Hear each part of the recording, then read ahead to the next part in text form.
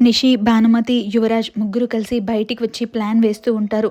తన మన్మణ్ణి ఎలాగైనా సరే తనే ఇంట్లో నుంచి బయటికి పంపించేయాలి అని చెప్పేసి ఇంకా నిషి అయితే అంటుంది. అన్నాక అది ఎలా సాధ్యమవుతుంది అని చెప్పేసి భానుమతి అంటుంది. ఇంతలో ఇంకా అప్పుడే దివ్యాంకకి నిషి అయితే కాల్ చేస్తుంది. చేసి ఇంకా చెప్తుంది. చెప్పాక ఇంకా అక్కడంతే న్యూస్ అయితే వస్తుంది.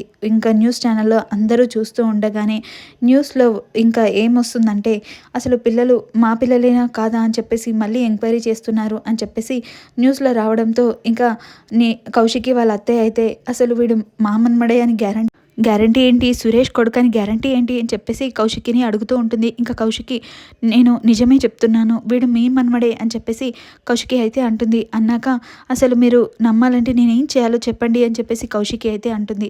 అన్నాక ఇంకా ఇంతలో వెనక నుంచి నిషి అయితే డిఎన్ఏ టెస్ట్ చేయిస్తే సరిపోతుంది కదా అని చెప్పేసి నిషి అనడంతో ఒక్కసారిగా ఇంట్లో వాళ్ళందరూ అలా చూస్తూ ఉండిపోతారు. ఇంకా జగదాత్రి దీన్ని ఎలా అడ్డుకుంటుంది, అసలు ఏం చేయనుంది అనేది నెక్స్ట్ ఎపిసోడ్లో తెలుసుకుందాం.